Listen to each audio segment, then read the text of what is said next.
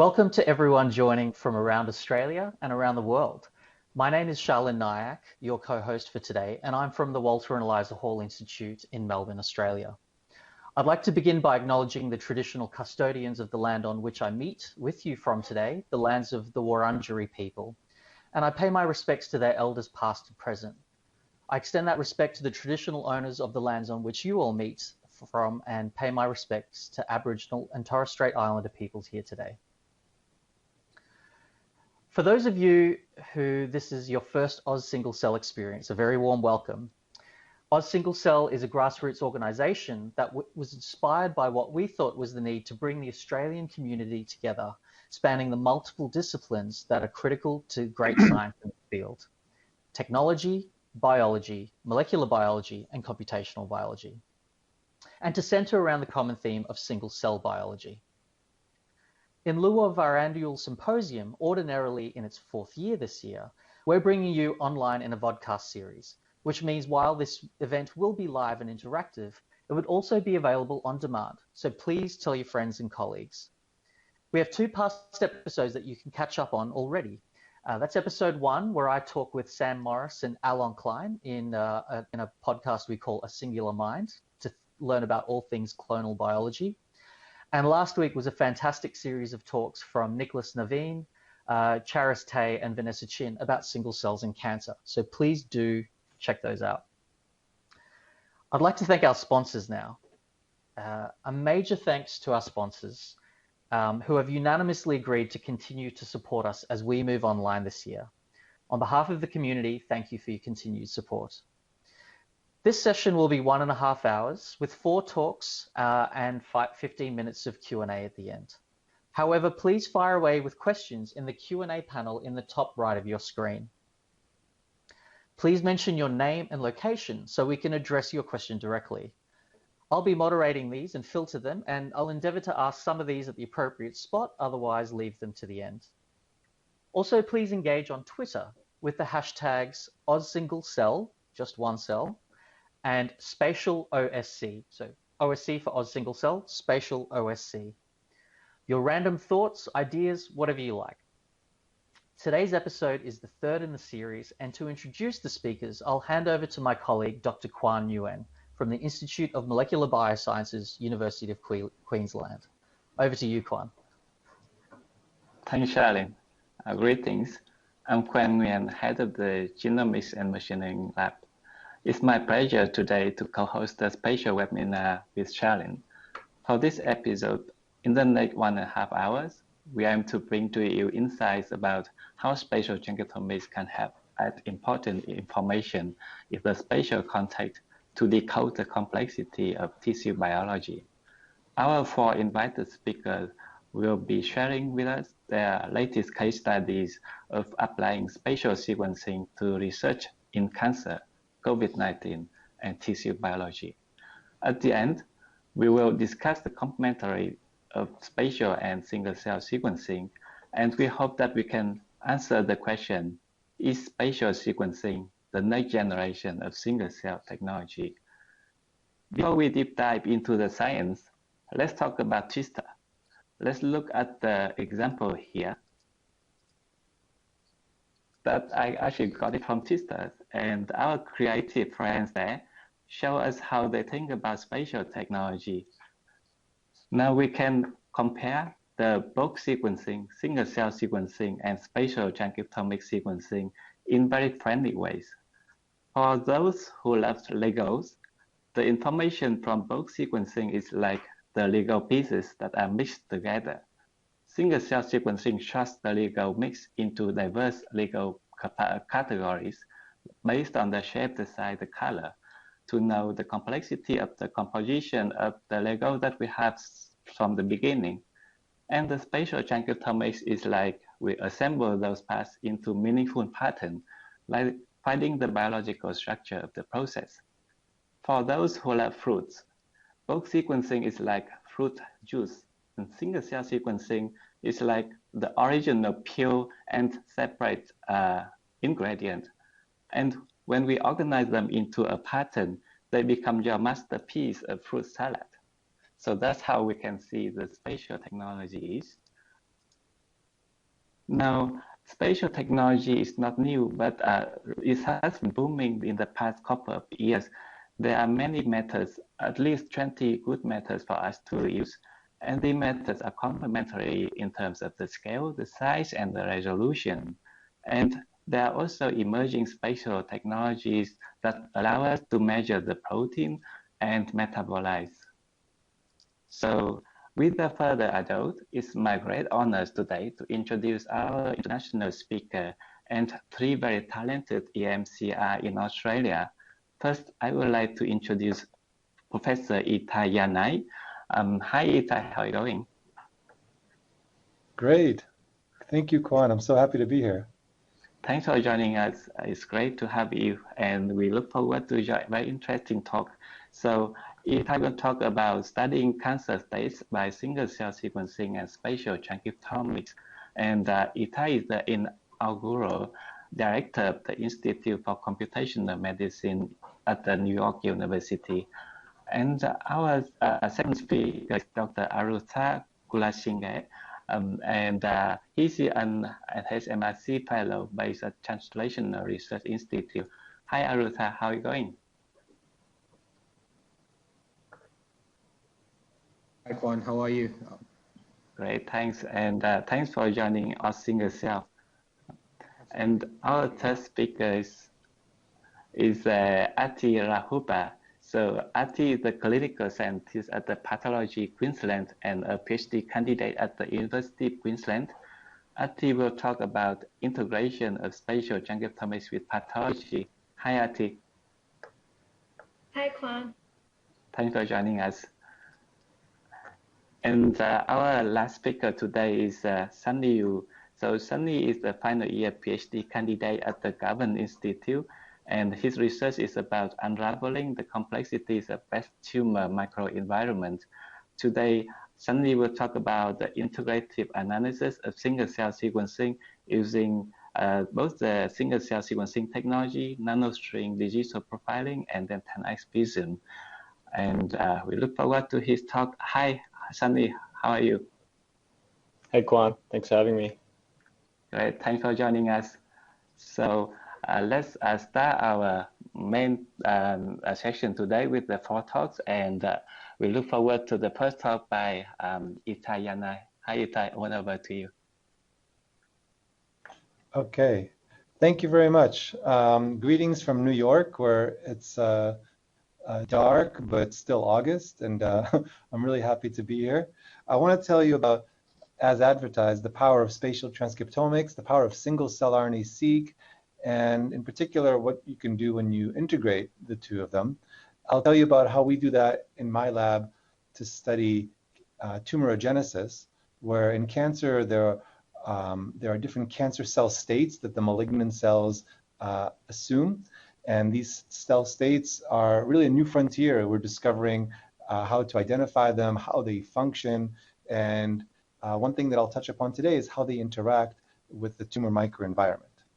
So I think this next slide may not be so necessary for the audience, but it's always nice to see a slide where you understand everything. So I'll go through it anyway. This slide is meant to highlight the power of single-cell RNA-seq really, and how it's transformed how we identify what cells are. It used to be that what would be different cell types? Cell types would be identified based upon their morphology, based upon their particular specific function. But now with single-cell RNA-seq, we can have an unbiased approach where we take all of the cells and just let their transcriptome do the talking. And while it might have been that every cell has a totally different transcriptome than every other cell, what we found out a number of years ago and has remained, I think, one of the primary uses of single-cell RNA-seq is that in actuality, the transcriptomes cluster together, and each cluster is a cell type. And within that cell type, you can identify different states. So in my lab, we've done that for the pancreas, as you see here in the middle plot, where we identified different cell states and cell types, and also in development, where if you see a kind of long snaking cloud, then what that could what you could infer from that is really the unfolding of development. And here you see the unfolding of spermatogenesis, where you start with spermatogonia and this gray and green here, and then it snakes along, and these cells are really lining up,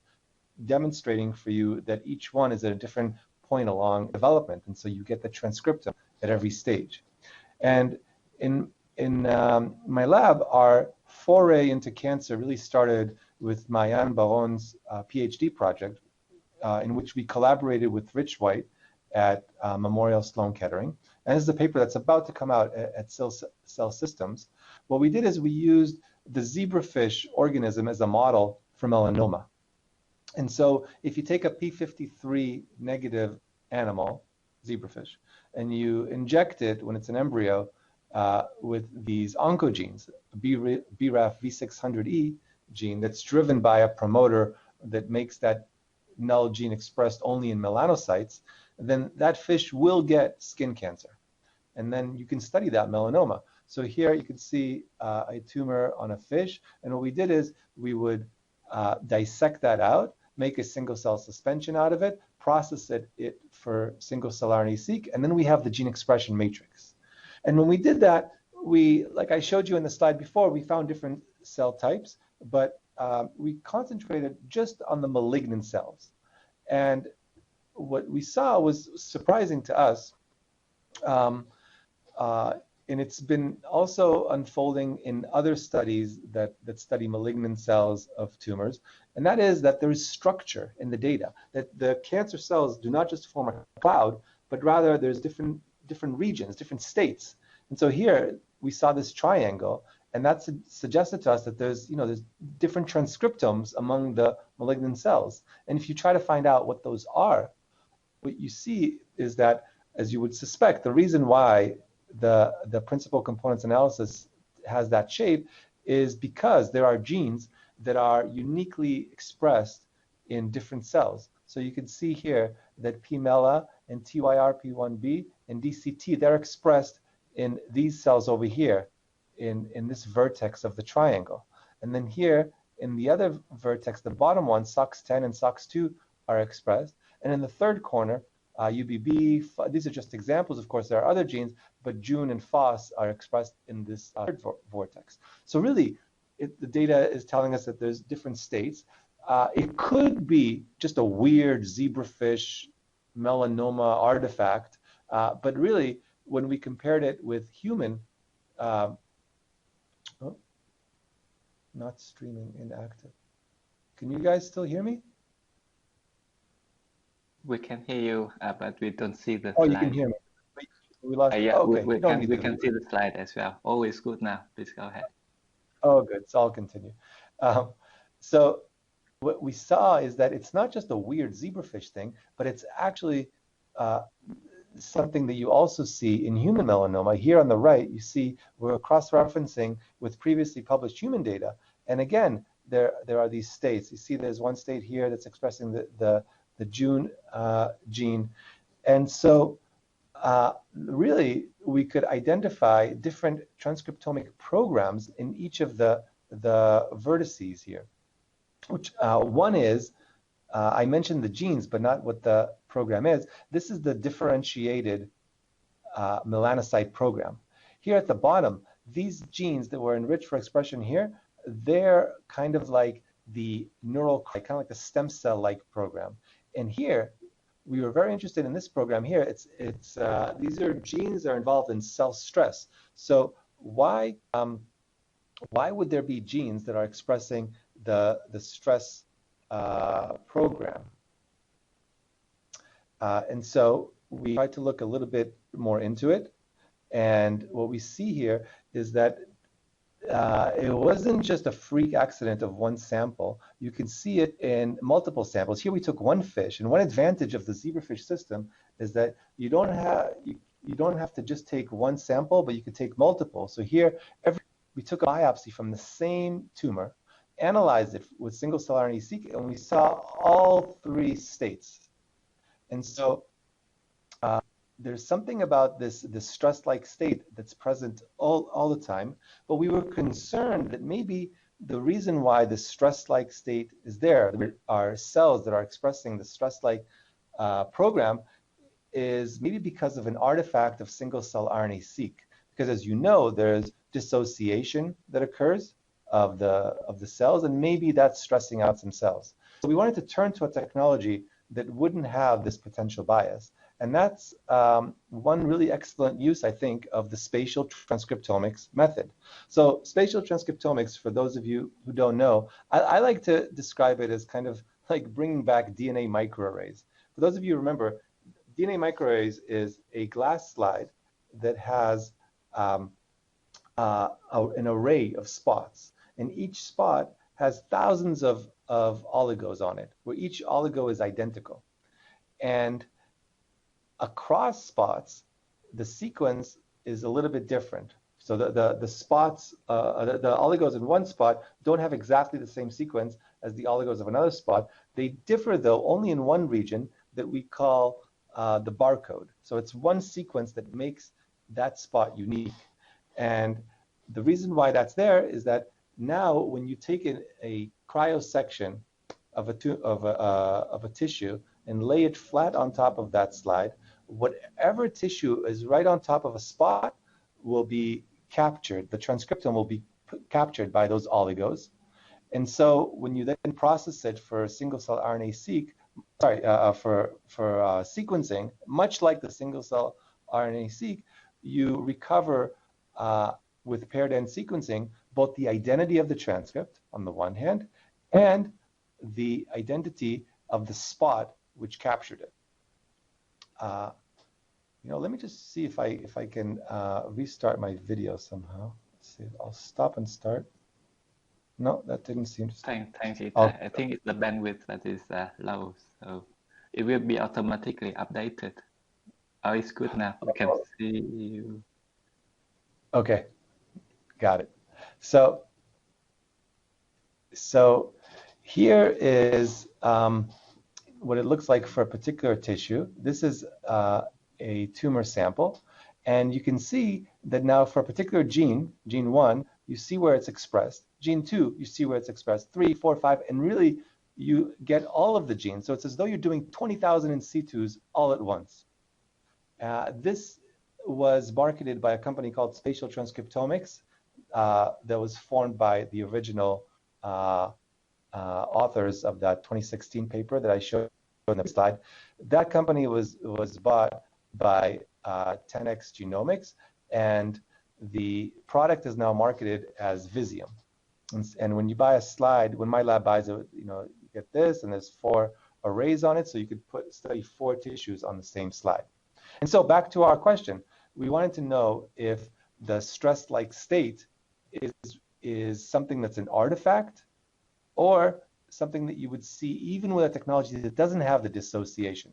And indeed, we saw that the genes that are in the stress-like program are more highly expressed in the tumor regions than the non-tumor regions of a particular sample. So here you see this is zebrafish melanoma, and you see that there are some regions here that are circled in red, that's cancer, and blue, that's non-cancer. And we could see for a particular gene whether it's higher in the cancer versus non-cancer. And for the stress-like genes, we did see them more in the cancer regions. We also validated it at the protein level with immunofluorescence and found further validation. So this state seems to be a part of melanoma. And not only that, it's a consistent part of many tumors. So this was mind-blowing for us, where if we then dig deep into other cancers, for example, pancreatic cancer, triple-negative breast cancer, oligodendroglioma, you also see that this stress-like state is a consistent part of those tumors. Interesting. So this led us to sort of further want to study it with spatial transcriptomics. I'll tell you now about the work of Ruben. This has been recently published in Nature Biotechnology, so you can look it up, but I want to tell you about it now live. Basically, the question was, can we integrate single-cell RNA-seq and spatial transcriptomics for the same sample? So what we would do is we would take a tumor, cut it in half, one half dissociate the cells into a single cell suspension and process it for single cell RNA-seq. As you can see here on the left, we can identify the cancer cells, the ductal cells, the acinar cells, and so forth. The other half, we would embed in OCT, freeze it, and then cut sections and process it for spatial transcriptomics. That's what you see on the right here. Now, the two of them, you might ask, why do you need the two of them? Isn't the spatial transcriptomics enough? The thing is, it's not really enough at present. I'm quite certain that it will be at some point single cell resolution. But right now, every spot of the spatial transcriptomic slide only captures not one cell, but actually on the order of 5 to 10 cells. And so you really would benefit if you could somehow smartly integrate with the single cell RNA-seq. And so I want to tell you about a particular approach to doing that. And we call that approach multimodal intersection analysis. And let me tell you about how it works. Consider this toy problem. And then if you understand this toy problem, it's really a cinch to extrapolate it and systematically apply it to all possible combinations. So in this toy problem, we're just asking, hey, in a particular spot or region of the spatial transcriptomic slide, which genes are uniquely expressed? And when we did this, we found that 660 genes, you see here in this blue, are enriched for expression in one region. But we don't know which cell types are there. So in order to do that, we intersected that with the genes that are specifically expressed by fibroblasts. And the reason why we know that is because we get that from the single cell RNA-seq data, 555 genes. Now, if you randomly pick those out of a hat, given a genome of about 20,000 genes, you expect a very small overlap of about 5 genes. But here we found 58 genes, which is significantly, statistically significant. And so we can compute the p-value given the hypergeometric distribution. And so we can say that fibroblasts are an enriched cell type in this region. Okay, good p-value. Now, if you apply that to every cell type that you identify using single cell RNA-seq, you see here acinar, cancer cluster 1, cancer cluster 2, and so forth, and together with different regions of the spatial transcriptomics data. Here we analyzed the tumor, and you can see we identified 4 regions. This was using the older data. I think now with the Visium, which has gotten a significant step better than the old data, you wouldn't have to run this at the level of regions, but actually could run it at spot by spot. And so you could see, we call this the MIA map, the multimodal intersection analysis map, because you could say that for every region now, you can quite usefully read out which cell types are enriched there. And you can see that there's one region here that's enriched in cancer cell types, and we validated that with a pathologist who looked at the H&E and saw that indeed that's the cancer region, but also that there are fibroblasts enriched, which is what we calculated here on the right, sorry, on the left. So you can also apply this sort of thinking to subpopulations. Consider that in ductal cells, you can identify many subpopulations. We identified 4 subpopulations of ductal cells. You see here there's a central acinar, there's the terminal ductal cells. And for each subpopulation, when you do single cell RNA-seq, you just find the subpopulation, but you don't know what it means. What does it mean that now you have one subpopulation that's expressing this? One really big hint would be to see where they are. And that's the kind of information that spatial transcriptomics can give you. So here you're seeing the different regions of the tumor, that's the columns, together with the different subpopulations, the rows. And you can see, oh, okay, this subpopulation, it's in this region, and that subpopulation is in that region. So I think it's a nice way to sort of quickly deconvolve what's going on where. Furthermore, you might want to know whether particular cell states are perhaps proximate in their spatial location to particular subpopulations of cell types. For example, maybe the stress state that we saw, maybe it occurs because there's another cell type in the tumor microenvironment that's eliciting this state. And so here I'm showing an analysis where what we first do is we take all the spots in the cancer that have cancer in them according to the clustering. We divide them into two.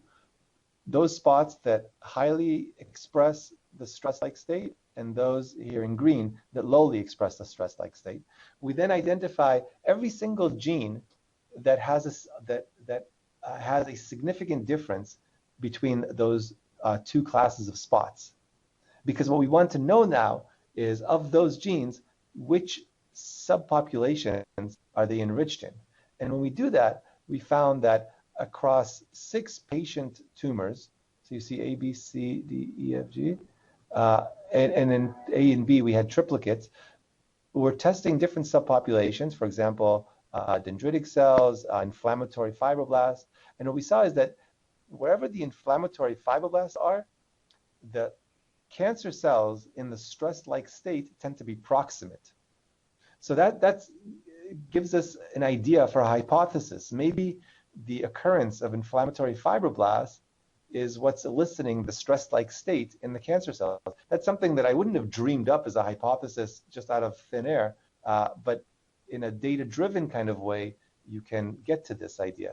And to make a long story short, we went to some length to try to validate this using TCGA and immunofluorescence data. And they do seem to support that there is a connection between inflammatory fibroblasts and the stress-like state. So we're continuing to study that, but I think it's a nice example of how you can use spatial transcriptomics to generate ideas for you. So I want to mention one more quick story that has a spatial transcriptomics component. This is Dahlia Barkley. She's an MD PhD student in my lab, and she recently completed a study where she kind of continued the line of thinking that, hey, these stress-like cells, they're in pancreatic cancer, they're in melanoma. Where else might they be? You know, and also what other cancer cell states could be present pan-cancer, so kind of universally in cancer.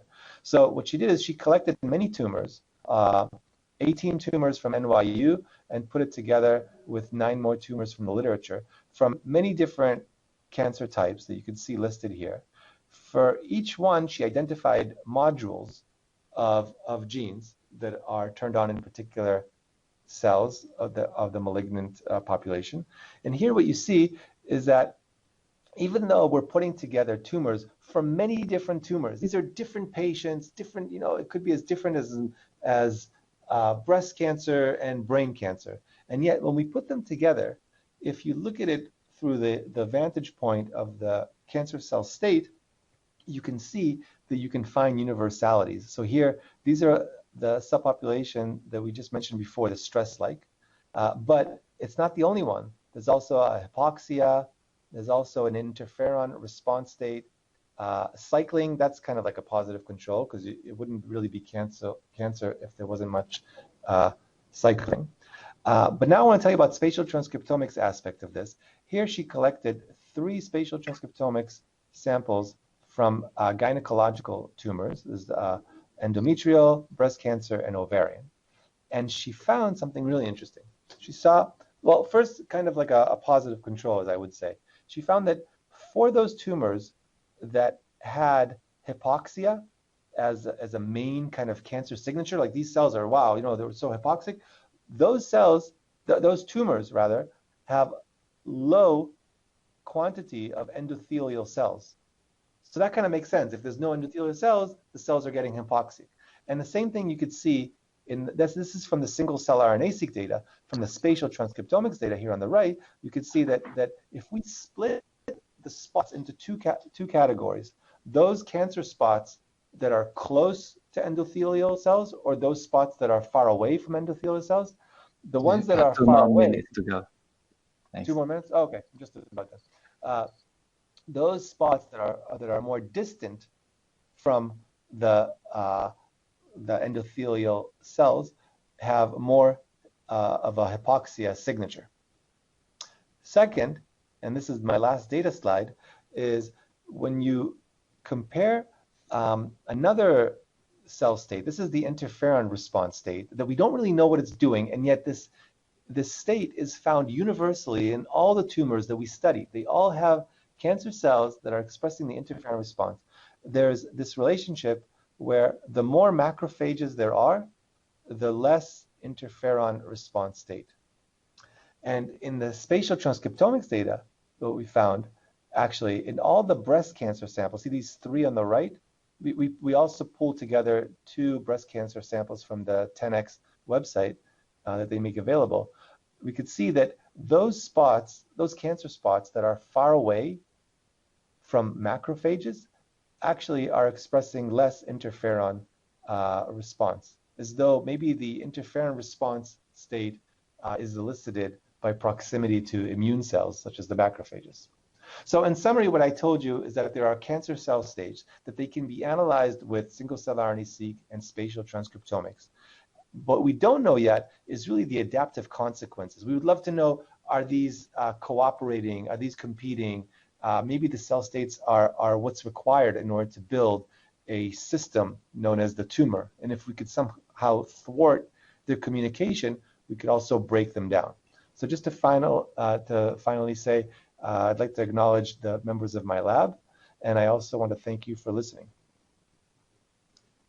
Thanks so much, Itai, for the fascinating work, and we're looking forward to read the cell system paper that's coming out soon. Congratulations for that. We really enjoyed your Nature Biotechnology paper. So there's a question from the audience from Hoover Damage about how do you quantitatively measure the state of a cell or any given pathway or gene set? How do you measure a cell for a particular cell state given the pathway? So what we do is we use non-negative matrix factorization to identify gene modules. We found that the best way to delineate cell states is through gene modules. That's really what we biologists, we look at the shadows. I like to say the transcriptome is really the shadow, and to understand what it means, like what's really the light that's generating those shadows, that you have to think about gene modules. So what we do is we then score each cell for the expression of those specific genes, and that is allows us to annotate the cell state. Thank you very much, Itai. For the interest of time, we'll move to the next speaker. We will have more time for Q&A at the end of all talks. Thank you, Itai. So now I would like to introduce Arutha, and Arutha will share his work on applying nanostring spatial digital profile to study cancer microenvironment and COVID-19 infection. Over to you, Arutha. Perfect. Thanks, Kwan. Kwan, can you hear me? I'm just checking that we're all across. I can hear you very clearly. Perfect. Great. So I'll jump into it then. So hello, everyone. My name is Arutha Kulasinghe. I'm from QUT and based at the Translational Research Institute. And I'll give you a flavor of the spatial work that's been ongoing over the last year and a half, and some really exciting work that I think we now have applications for in COVID-19. So I put this slide together, and this was at AACR last year when Jim Allison gave an incredible talk about all this work in CTLA-4, and we physically can't go to any meetings anymore. But I thought just plug in this image here would remind everyone what real sort of in-person meetings look like. So his work in CTLA-4 really led the field, and it's been really promising for PD-1, PD-L1 therapy in a subset of patients. The field's led in part by melanoma, triple negative breast, a subset of head and neck cancers, bladder, and then non-small cell lung cancer. So immune checkpoint inhibitors seem to do really well in a subset of these patients. So identifying which of those patients would be responsive to immune checkpoint inhibitors is a current unmet clinical need. And there are multiple approaches that that are being looked at using liquid biopsy, tumor mutation burden. And then one way we're trying to tackle it is by spatially profiling the tumor microenvironment. So this is just a quick snapshot of what that complexity looks like. And it's a hard talk to follow. It's high after that great talk, but I think really trying to understand what's going on in the tumor microenvironment is key in order to understand what drugs will work in which patients. And it's such a rich immune sort of contexture that you're trying to identify the cell types, but now with these technologies, you're actually able to look at signaling and different parameters in the tissue. And I think that's a really powerful tool in the immediate term for IO. So one of the technologies I've been using is the nanostring geomics DSP technology. And this technology, I'm sure most of you have heard of it or have used it. It enables you to look at about 100 proteins in a single unstained FFPE section, or between 96 to about 18,000 RNA targets using sequencing on the back end on the larger panels. And you look at the tissue in multiple regions within the tissue. So you could typically do it in orders of 12, and you're able to get a real appreciation for the type of signaling that's going on in the tumor, the microenvironment, the stroma, the adjacent tissue. So this is just a quick snapshot of the workflow. So your slides are stained with your antibodies or for the RNA. You define your regions of interest. These can be custom, and I'll talk to that a bit later. And using a UV light, this liberates these oligos in the regions of interest, and these are digitally counted. And yeah, that's that. So this is in head and neck cancer. So these were all patients that received immune checkpoint inhibitors in the metastatic setting, and we tried to match it up with whole exome on the tissue as well, but it was a limiting factor that we didn't have sufficient material. And I think this speaks to the technology that you're able to profile, these RNA targets or protein on one single tissue section. In the middle, what you've got is the morphology stain for pancytokeratin, CD3, CD8, and DAPI on the nanostring, and then you're able to choose multiple regions within that. So I think I've done 12 ROIs per tissue core here and looked at it at the protein level. So this is a snapshot of multiple tumors where we looked at, again, in the head and neck space, where you're able to get, tumor almost marker separation, and immune is in the red here, and you've got a mixed phenotype, which would be at that infiltrating edge, bordering on the microenvironment, and you're able to really hone in and identify different spatial parameters in the tissue sections. And what you're able to do when you go across the tissue is to so typically you'd be interested in PD-1, PD-L1 expression, at least for IO, but you're able to get a lot more markers in using this technology, so KI67, a whole number of other different targets, and then upcoming immunomodulatory targets. So in this study, we found that VISTA, STING, and IDO1 was differentially expressed across different head and neck tissues. So we're trying to look at this at a greater depth and globally as well. So not just at regions of interest, but across the whole tissue. We also did some nanostring and multiplex IHC validation. So we chose similar regions of interest using the Opal Perkin-Elmer solution, and we found a similar concordance between the DSP and the multiplex IHC, which was pretty good as an initial workup. And on the right here, what you can see is tumor versus immune regions, so measured against about 40 different markers, and on the bottom what you've got is your infiltrating edge versus your immune markers. And and the sorts of separation that you get when you start looking at these markers at a greater depth. So from this study, our hypothesis was that, CD8 T cell infiltration into the tumor would be predictive of outcome. It was a small study, but I think it demonstrated the power of the technology. And we found that when we compared patients that were non-progressors versus those that progressed, CD8 was not found to be significant, but we did find a number of other markers that did seem to associate with a progressive phenotype, so STING, P10, phospho-AKT. So we're looking at this at the region of interest level, but also the whole slide assessment of these markers. Then in a lung cancer study, this was looking at about 60 different proteins in the tissue microarray. And what we planned initially was to segment the tissue based on, so you're able to almost tag the cytokeratin positive cells and liberate the signal from that and generate a tumor mass. That's what you see on the top here. And when you do the inverse, you effectively get the microenvironmental signature in its totality. So you do a CK, non-CK segmentation strategy. So this is what we wanted to do. We weren't able to do it completely for this, but it is ongoing at the moment.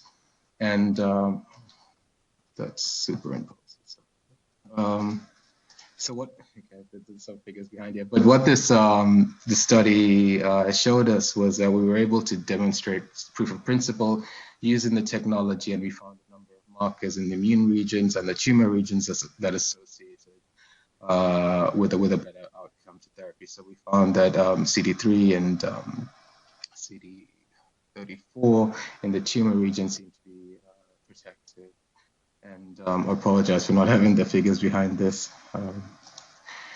So the expanded RNA panels enable you to now ask questions. And I think this is the beauty of the technology going forward, in that you're able to really look at the signaling through the tumor microenvironment. So you could look at interferon gamma signaling as you move away from the tumor, chemokine binding, MHC presentation. And I think this will, you could essentially grid away from the tissue or the tumor regions, and you could look at the different signaling pathways. And I think this will be fascinating going forward. And I'll just touch on some of the COVID work that's been going on in the last 2 months or so. And this paper came out in May 2020, and some say it's years away, but I think it was a fascinating study. They looked at 7 COVID-19 samples and 7 H1N1, and they ran bulk nanostring gene expression analysis, and they found a number of genes that were differentially expressed and some that were common. And I at that point, that's when I flagged, hey, hold on, what if we did some spatial analysis on these samples, or try to access some samples to ask that same question? And we were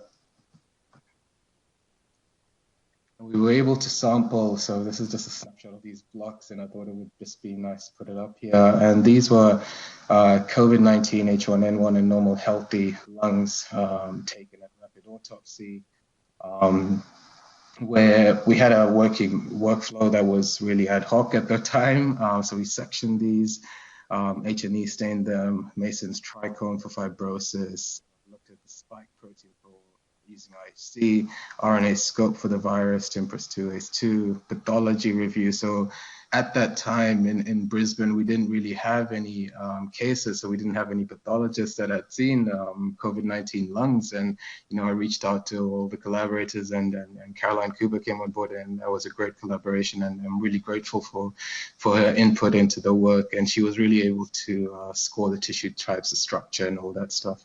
And then we layered that over with the nanostring geomics GSP COVID-19 Immune Atlas panel, which is about 1,800 genes and about 100 COVID spike genes into that. And then obviously the bioinformatics through the WeHi with Melissa Davies and Shinwei, which we're essentially grateful for.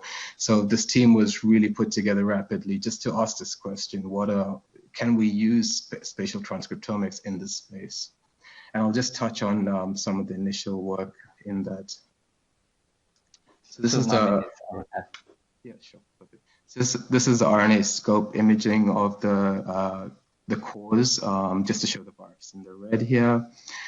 And then we lined up the multiplex IF from nanostring on the left here, the spike IHC in the middle, H&E on the right, and then we needed one more screen for the RNA scope, which isn't shown here. And then each region of interest was assessed by Caroline, who was a pathologist on the team, for the cell types, the marker expression, and scored the cell structures in the. So you're able to demarcate the hyaline membranes, the type 2 pneumocytes, and all the different structures in the tissue. And this is just the nanostring and assessment. And we could see the virus locating into the bronchiole-like structures, and we tried to grid away. So for each region of interest here, we've got about 2,000 plex RNA data. You could essentially custom map across the bronchioles. And this is just a picture. And someone told me that that's me in the background taking a photo of this while I was choosing the regions of interest at 5 a.m. And this is just a quick analysis. And I think Shinwei is on this call, so I'm really grateful for that. So this was a PCA plot showing that the COVID separated out well from the normal healthy. There was some overlap between the H1N1 and the COVID, which is expected. When we started to look at it across the cause, you could see that we could distinguish the virus high cause from the virus low cause, and that was really insightful. So we're looking at this at a greater depth. And then when we overlaid it with the pathology assessments, and now this is the transcript data overlaid with the pathology cell type data for we're able to separate it out based on the cell type. So you can see the bronchoepithelial cells in the dark blue, the hyaline cells in the yellow, type 2 pneumocytes in the light blue. So this has been fascinating, just integrating the pathology with the bioinformatics data of the RNA transcript level data. So this is just really early data. So you've got the normal samples at the top here, and then as you go down, the H1N1 and the COVID samples towards the bottom. And now we're hoping to get some differentially expressed analysis pretty soon on this. With that, I'd like to thank the team, my mentors for this work, and then obviously the funding agencies.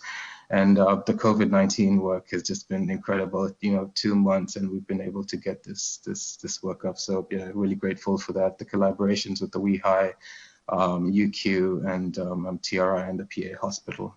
Thank you. Thank you very much, Arutha. That's a very beautiful data sets, and it's so good that there's a lot of information there. The question for you is, it is possible to combine imaging data from H&E image and a scope image and multiplexing proteins with the nanostring data? Have you considered that? Yeah, so we're playing around with a few software methods at the moment to do that. Right now, it's all pretty manual, but I think that's the next step. So we're integrating QPath and a number of other different pathology softwares to ask that same question here. But it's fascinating just overlaying those visual data sets and trying to make sense of it. Yeah, it is. It's fascinating. Yeah. Let's move to the next speaker. I would like to introduce Ati Rahuba, and Ati will talk about the integration of spatial transcriptomics with pathology. All about you, Ati. Thank you, Khan. So, hi, my name is Ati. First of all, I'd like to thank the organizers for inviting me to present here. And can I just say it's incredibly formidable to go against or with or after ITER and the COVID talk from Arutha, but here goes nothing. Integrating traditional histology with modern spatial transcriptomics. So my research started from my work. So histology is obviously the study of the microscopic change in tissue, and histopathology is the study of the disease process or pathological process that occurs in the tissue. And as I mentioned, I'm a clinical scientist within histology, and we see a few samples that come through where clinical indicators indicate a disease process. However, histologically, we are not seeing any morphological changes there. So I started to question whether morphological assessment is enough. Is it possible to actually integrate molecular with histology? And of course, this is new work, so I'm just going to show you the workflow that we have established. So ultimately, what we want to do is basically apply this into clinical samples. Of course, clinical samples are quite limited. So we're establishing this in healthy human samples and mouse samples, optimizing it to be able to translate it into more limited clinical samples. So I'll go through step by step the multiplex immunofluorescence method, which is obviously the traditional histology approach, and I'll go through the spatial transcriptomics workflow, which is the more modern molecular method that I'd like to integrate.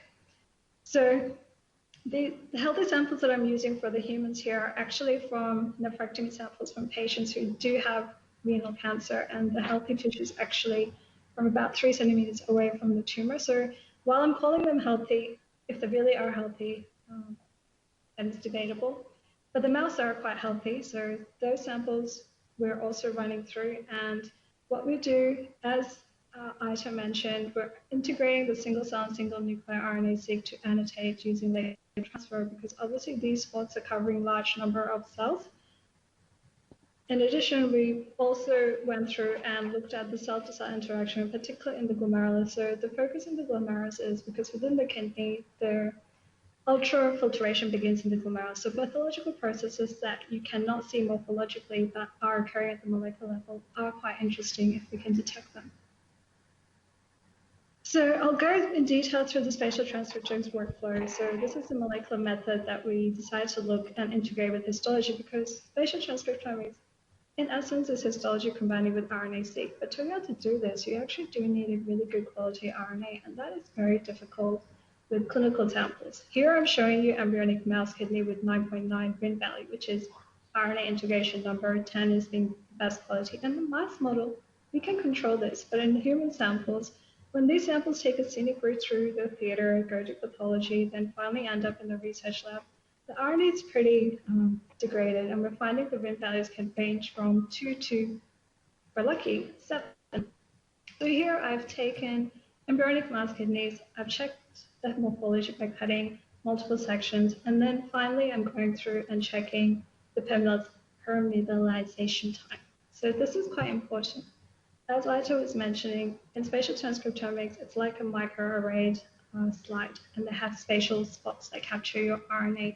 So you're doing different permeabilization time to create holes in your tissue to allow the RNA to drop down to be able to synthesize cDNA fluorescent labels. So you should be able to see a cDNA footprint mimicking the morphology that you see in the H&E, and this is your ideal permeabilization time.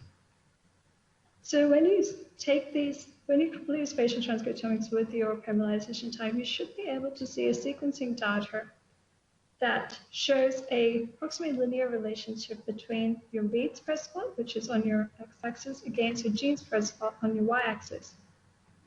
So here I'm showing one human and the data from the 3 healthy mice.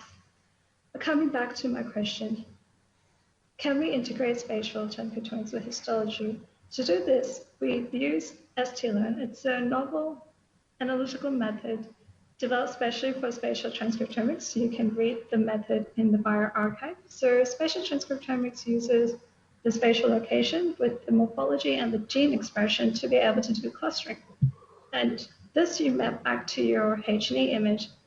So what you can do, you can actually select a cluster that's distinct. Here we selected the red cluster, and we did gene enrichment to see what process was present within these tissues. And we found that the process in these soft spots were actually slit diaphragm, and the slit diaphragm function is actually unique to the glomeruli. So when we mapped it back to the H&E tissue, the red clusters correlated with the regions where we had the glomeruli, which was really, really great. But as Aisha was mentioning, in these spots, you actually get multiple cell types within the spot. So that is expected. This is a complex tissue type. So to be able to annotate the complexities, label transfer using single cell and single nucleotide data from available data, and we correlated this with the immunofluorescence staining. We also did the same in multiplex healthy mouse kidney, wild type mouse kidney. So here you have 3 kidneys from 3 different mice, and we ran spatial transcriptomics on this. And we found 3 clusters. And all of these 3 clusters map back to the distinct regions within the kidney, so the functional cortical and the medulla, which separated into the inner and outer medulla. So now we are able to map the spatial to the histology. But can we provide more? So as I said, the glomerulus is where the ultrafiltration occurs, and this is where most of the pathology occurs. And if you were in a histology lab, you would look in the glomerulus, you would do your H&E stain, you would do your immunofluorescence, you would do electron microscope. But what happens when you don't see any morphological changes, but you have clinical indications for disease process? We know that the number of cell types in the glomeruli are few. And when we looked at the cell-to-cell or ligand receptor interaction within these cells, we decided to focus on the ITGA8 and NP-anti. So this is healthy tissue. So we looked at these markers because they are expressed in diabetic nephropathies. So the red here is showing the expression of these ligand receptor interaction, blue is showing the absence. It seems to be quite dispersed and not quite matching up with where we expected the glomeruli to be. So then we decided to, okay, let's just focus in on the glomeruli. If we're expecting pathological changes to occur in the glomeruli, can we actually see the ligand receptor interactions also within the glomeruli? So we looked at all the cell-to-cell interaction within the glomeruli, and yes, we can find them. So we're hoping that this will be helpful. We're expecting this will be helpful in pathological processes looking at the changes in the ligand receptor associated with the different diseases. So the future application, obviously, this whole optimization was in healthy. The aim is to actually apply this in clinical samples such as renal cell carcinoma. And one of the other things we would like to be able to look in these spatial transcriptomics is look for single nucleotide polymorphism or variants. And we did a quick variant calls for GWAS associated with kidney disease when a kidney sample. So our plan is to obviously be able to do this in the clinical primary renal cell cancers, the metastatic renal cell cancer, and also the healthy renal kidney tissue that we get from the one patient. So in summary, I have gone through the spatial transcriptomics workflow, the integration with histology, the cell-to-cell interaction, and key functional structures like the glomeruli. The whole aim of this optimization was to obviously apply this in limited clinical samples that we get. And one of the advantages, I guess, with working in this project, it's completely new, so I don't have that many data to show you, but we're troubleshooting as we're progressing, and we're collaborating with surgeons, which means we have greater access to clinical information, access to theaters, to the samples. We have greater access to pathology and to the research lab. Finally, I would like to obviously acknowledge and thank my supervisors who are pictured here. In particular, shout out or thank you to Zui, Laura, Xiao for the bioinformatics work and the wet lab team. Thank you. Thanks very much, Ati, for the great talk. Definitely the potential for applying the spatial transcriptomics to pathology is huge. And it's good to have the point of view from you as a clinical scientist working in the pathology lab. So could you have a quick comment about what difficulties or challenges do you think that can make the spatial transcriptomics become valuable for application in pathology? The challenges that can make spatial transcriptomics become useful. Yeah. I think the key thing is actually spatial transcriptomics is in essence, the first part is histology, and the challenge is obviously getting samples and getting clinicians and getting pathology all on board to share the clinical samples to allow us to do the spatial profiling. Yeah, that leads to the next question by Anthony Backhouse. So in the histology lab, we will need to change the way samples are processed because the image in most of the samples will be a PE block for cutting. So yes, like was mentioned, the spatial transcriptomics or the Visium platform, as Ida mentioned, is actually for fresh frozen tissue, and that is where I'm saying that it's very difficult to apply this in clinical samples when they take a long time to come to us. We are using fresh frozen samples at the moment, not FFP block. So that is why we're trying to get in. We have collaborations to get into the theater and actually get these samples. So there is, I think, FFP protocol for Visium coming up. So keep an eye out, but I'm not promoting 10x. But keep an eye out for that. Okay, and one last question for this session before we move to Sunny talks would be, how are you quantifying the ligand receptor interactions? So the ligand receptor interactions, that is a little bit out of my scope, so I'm not a bioinformatician, but I can definitely ask and forward you the details. So at the moment, what I was showing you here is that the potential use of doing cell-to-cell interaction when you do not see morphological change, can you see the molecular change within the cells? To quantify, I'm sure the bioinformaticians will have a better answer than a clinical scientist here, so I'm going to have to say I'll respond back to you. Thanks very much, Ati, for the great talk and the discussion.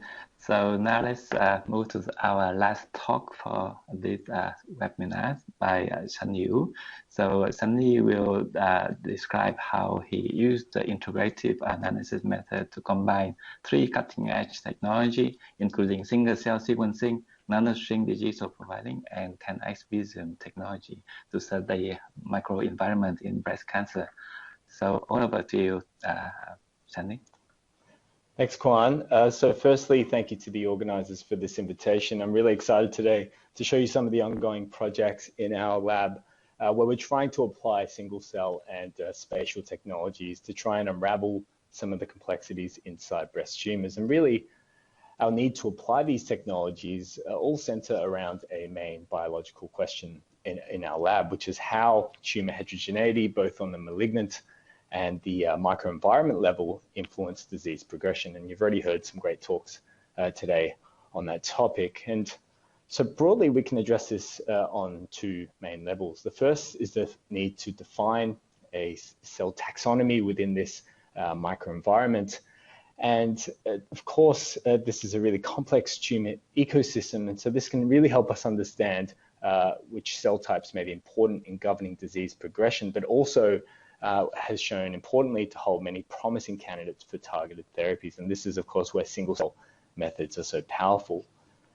Secondly, of course, cells don't act alone. They rather function in units. And so I think it's also important to understand how these cells are organized in space. And so this is where integration with spatial transcriptomics can be really powerful. This may be for more targeted questions. For example, how distinct cell phenotypes are influenced by the local microenvironment, for example, different immune activation states, or this may be more of an exploratory question where you might want to broadly ask, well, how cell neighborhoods and niches are distributed and organized across the entire tumor. And so using these concepts in our lab, we're more specifically interested in stromal cells, particularly cancer-associated fibroblasts, and how they regulate immune cells and cancer cells to promote tumorigenesis. And we still have quite a poor understanding of this, where most of our knowledge has stemmed from low-resolution methods or model experimental systems. And so several years ago, we set out to study this directly in breast cancers. Here, the core of our project was mainly the single-cell sequencing on the 10x platform. And this really also allowed us to apply a CytSeq to deeply immunophenotype these cells. But more recently, and what I'm going to mainly discuss today, is how we've incorporated spatial transcriptomics to not only generate a high-resolution single cell, but also a spatial taxonomy of breast tumors. And I'll just give a quick snapshot of our breast cancer cell atlas data. On the left here is a UMAP, which is annotated by kind of the major cell types or cell states. And you can see the corresponding expression of marker genes on the top right and the representation of these cells across 26 patients from the 3 main clinical subtypes. And through really detailed reclustering and annotation, we describe nearly 50 cell types or cell states, which you can see on the left there. And these span the kind of major epithelial, immune, and stromal lineages. And as I mentioned before, we're really interested in cancer-associated fibroblasts, and a recent sub-study we did was published recently where we profiled these cells in the aggressive triple-negative breast cancer subtype. And so just to really quickly sum this up, these cells, which have been long studied as more of a homogeneous cell type using a handful of markers, actually fell into these two functionally distinct states. Myofibroblast-like CAFs, these are more differentiated cells, which are mainly involved in ECM regulation, and then more of an inflammatory-like state, which are enriched for cytokines and chemokines, many of which were predicted to signal to T cells. And so, interestingly here, when we perform some sort of survival analysis in independent patient cohorts, we do find that when this particular ICAF gene signature is high, the T cells were likely dysfunctional in these tumors, and so suggesting a role of these CAFs in driving immune evasion. And so consistent with this thought, in our T cell data, we do find an enrichment of T cells in triple-negative breast cancers which resemble this exhausted or dysfunctional phenotype. For example, cluster 8 here, which express these exhaustion markers like PD-1 and LAG-3. And another interesting factor about this data was that almost all these T cell clusters that we profiled could be detected across most patients and all subtypes of breast cancer, but at quite varying proportions, and really raising the question, well, could these different T cell clusters be influenced by the local microenvironment, and what role do CAFs play here?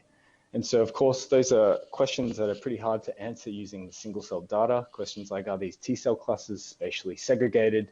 And do ICAFs co-localize with these T cells that they're predicted to be regulating? And so this is where we look towards spatial transcriptomics.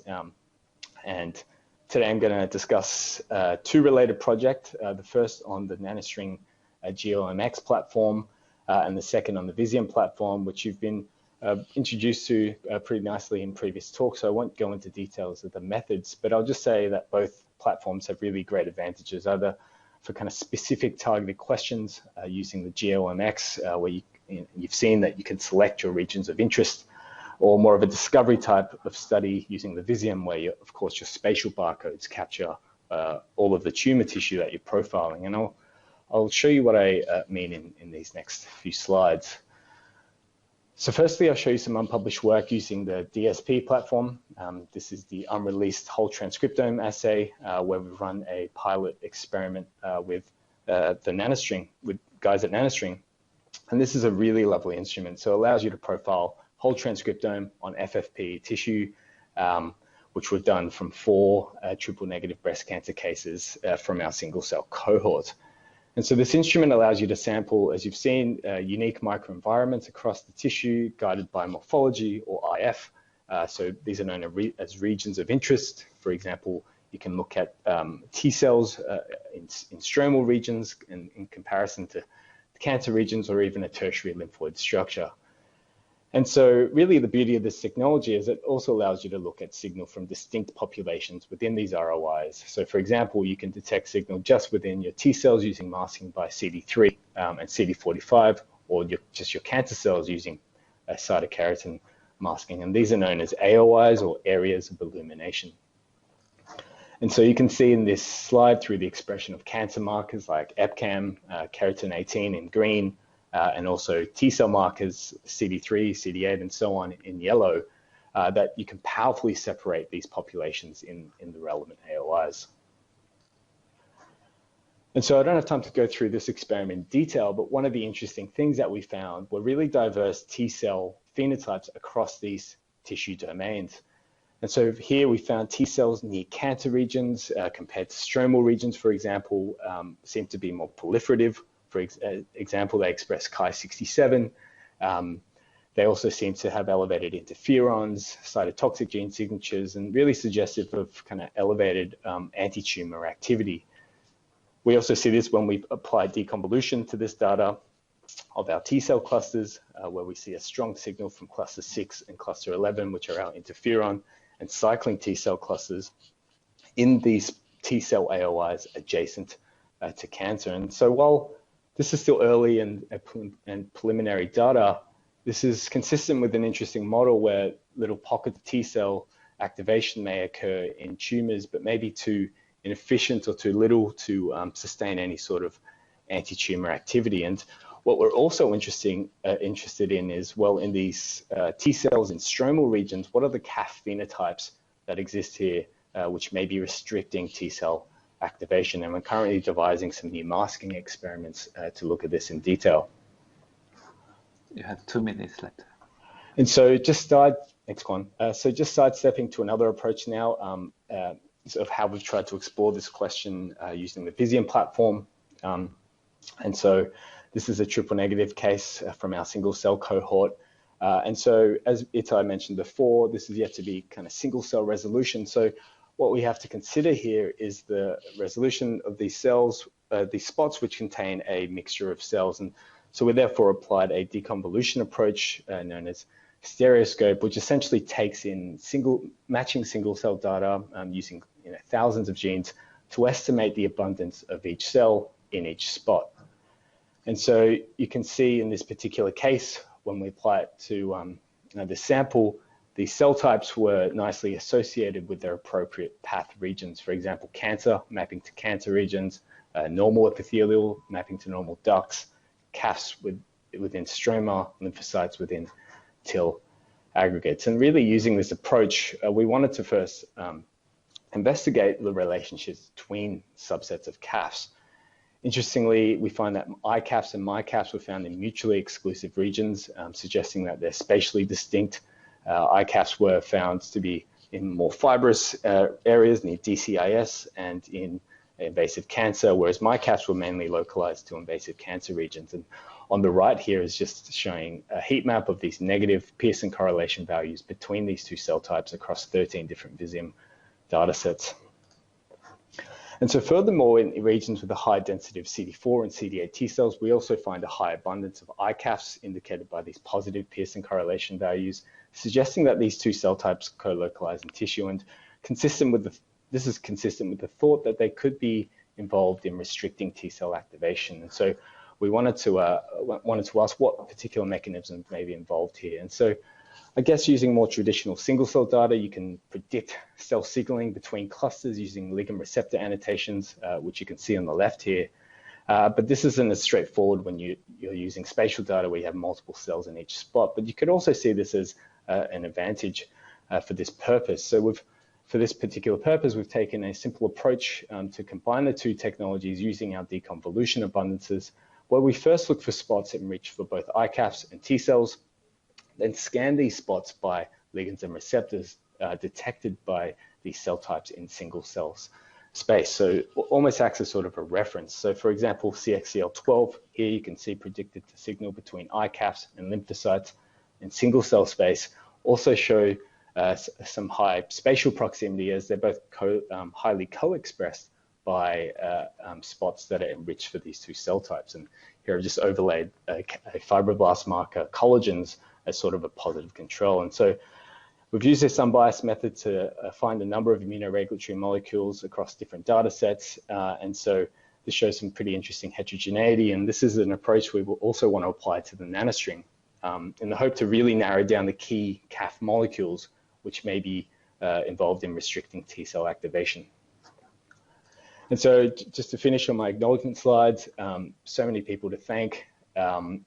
Sorry, I think this is a slightly older acknowledgement slide, so it's missing a few names, but I just want to thank my supervisor Alex, co-supervisor Dan, everyone in CTP involved in single cell projects.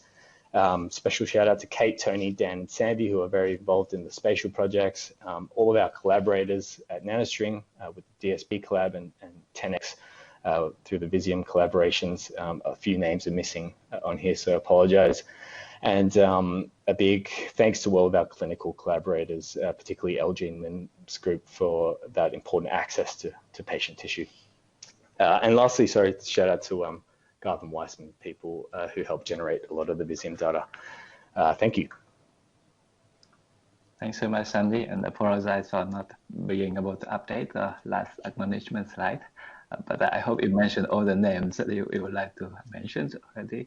And very quick question for you is about cell-to-cell interaction. Do you think that the spatial transcriptomics adds additional power to detect the cell-to-cell interaction compared to the inference methods from single-cell analytic data? Yeah, I think that really adds another layer of confidence in your particular candidates that you're looking at. you could suspect that the spatial proximity between a ligand and receptor suggests higher chance of functional relevance. So ways to integrate the two are still I've yet to see tools that can do that, but I think, yeah, it gives you confidence in that marker being functional. That's great. Thank you. So we have gone through all four fascinating talks today. I would like to thank so much our invited speakers for sharing their unpublished work and published work. And we look forward to learning much more from them. So now it's time to open the forum to all the audience and all the speakers to answer questions and to discuss the future perspectives. Charlene and I will be very honored to host this discussion. We have about 12 minutes for this.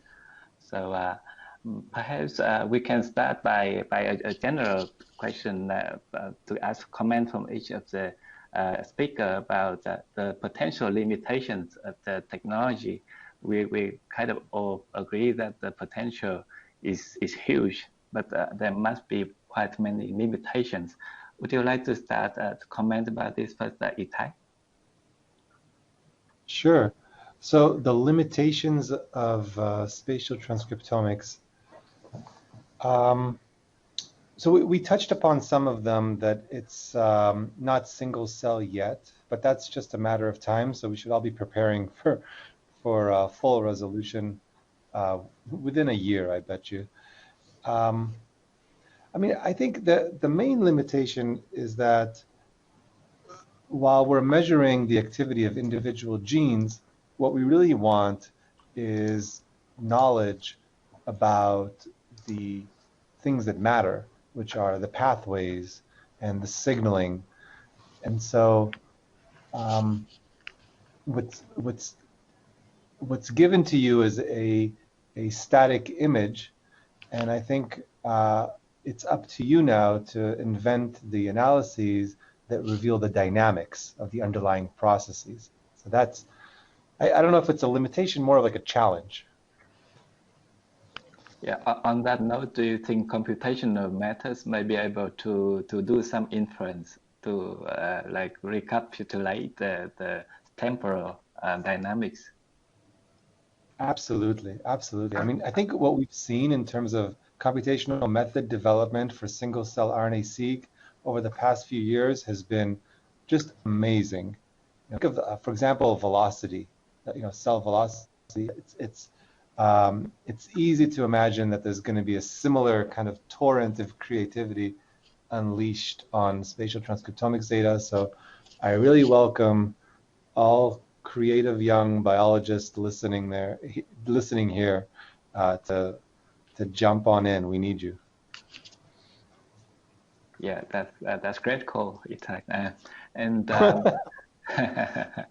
and Aruta, would you like to comment about this? Yeah, sure, Quan. Yeah, so I think for us, it's more a discovery tool initially, because we're sitting a bit closer to the clinic, and initially, using the DSP or the Visium to discover those biomarkers and then look at the global representation of it in whole sections. I think that's where we are finding utility.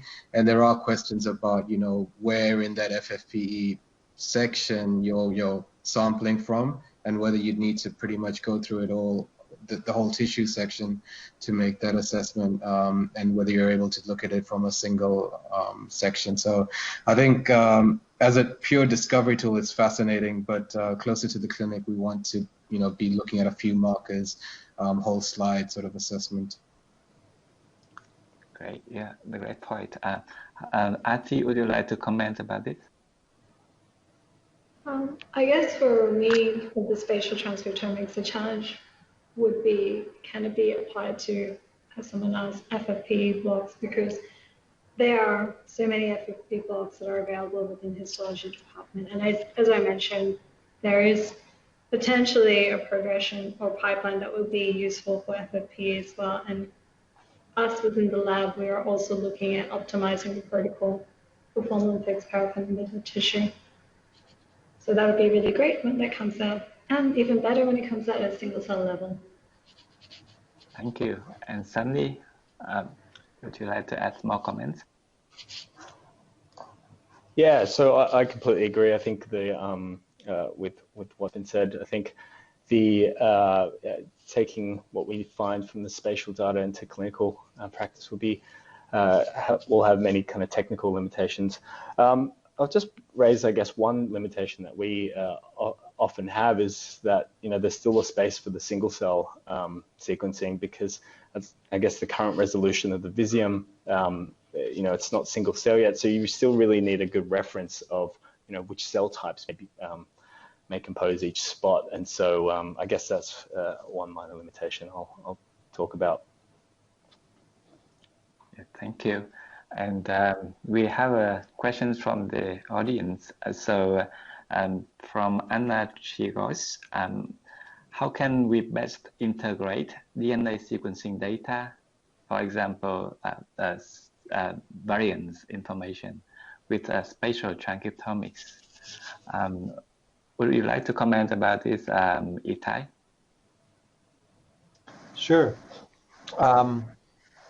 One advantage of spatial transcriptomics over the image-based methods is that it's sequence data. So you are sequencing, and we typically use that sequence data in an RNA-seq way to get a the gene expression level, but it is sequence. So you can, if there are variants, you can use it to find variants. I'm not sure it's of high quality enough to really get what you want. You may want to kind of have the different layers of frequencies, and it may not be up to the job yet, but it's quickly improving. And so I was actually just really interested to hear Sunny mention that you still need single cell RNA-seq. That's an expression I haven't heard yet, like to almost prepare us for the downfall of single cell RNA-seq. I was like, I think that's really interesting and precocious. But if I may go a step further, maybe DNA sequencing is also won't be necessary exclusively, and the spatial transcriptomics will also take care of that as well. Is an interesting dimension to this. That's very, very interesting discussion. Then there is question that we put to the Twitter and the public discussion is the spatial transcriptomics the next generation single cell RNA sequencing? Do we agree on that? Maybe we can vote. Itai, yes or no? Well, people are still interested in blood cancers. So spatial transcriptomics, in my imagine right now, can't capture that. But yeah, in general, the scope is huge and the potential amazing. So it's definitely what I'm interested in. Yeah, thanks. Sunny, I guess your answer would be no. No, I think spatial transcriptomics is definitely, I guess, the future. I think once we reach that single cell resolution, that's going to be unstoppable in kind of discovery science. So. Yeah, great. How about you, Arutha? Yeah, no, I second both Itai and Sunny there. We tried to overlay our data with whole exome data, but tissue is often limiting. So, when you're able to get those analysis of a single section or two, that's I think more powerful, because a lot more labs would have that material available. Arti, so it's back to the previous question from the audience about the DNA sequencing data. So in your talk, you just showed the slide where you had this GWAS prediction of the genes that are associated to the spatial transcriptomics data. Would you like to comment about that? So yes, that was I was looking at our limited spatial sequencing data. So remember, the spatial sequencing data is giving you a small segment from the poly A tail end. So we wanted to see within those sequences, is it feasible to actually look at known variants that are associated with kidney diseases. So the plan was obviously to test it, because when we go into tumor tissues and we're taking a section, what kind of information can we get from that one tissue section, from that one set of RNA-seq data? So we want to maximize as much output as we can. And it'll be quite interesting if we can get the varying pools for the primary compared to the metastatic lesion compared to the normal. Because we already know that these cancers, when they metastasize, spread to everywhere and you treat them. The treatments or the response of each tumor area is quite different. So obviously the molecular drivers of the clonal evolution in each area is quite important. So I think it would be great, and we have attempted and shown what we can achieve. Yeah, so it's pretty promising. That's very interesting point. Thank you. So for the interesting time, I think it's now time to summarize the session, and I would like to introduce my co-host, Charlene, to summarize and conclude the webinar today. Great, thanks, Kwan. That was a fascinating series of talks by all the speakers, and I just want to thank you again for, I think, opening our eyes up to how much hypothesis-driven research there can be, but also hypothesis-generating research, how the different technologies can capture different aspects of the biology and inform in different ways. And sometimes it doesn't have to be single cell. I mean, patch level resolution, I heard from some of the talks today, can still be incredibly informative and worth chasing up. Because I guess in the end, if it informs biology, then that's something worth pursuing. So thanks to all of those speakers, and I'm really excited to see where the technologies are going to go, both in terms of resolution, but perhaps even timescales. Maybe we haven't heard a lot about imaging approaches, but I'm really keen to see where the field's going to go in situ live imaging, dynamics of those sorts of processes. So I hope people listening from around Australia and the world have found this very useful. Please reach out to any of the speakers directly if you want to know more.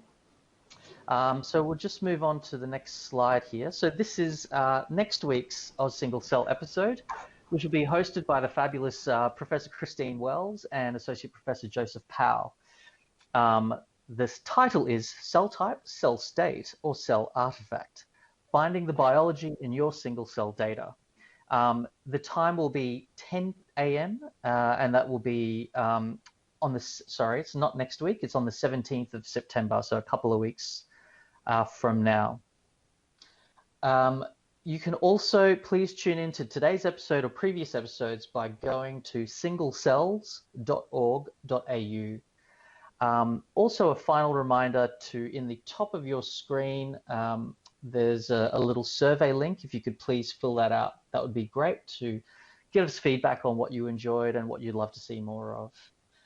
Finally, thanks again to our sponsors, BGI Genomics and NanoString today, to our fantastic speakers. We wish them well, and we look forward to the publications of many of their results that we've seen today. Thank you, and signing off.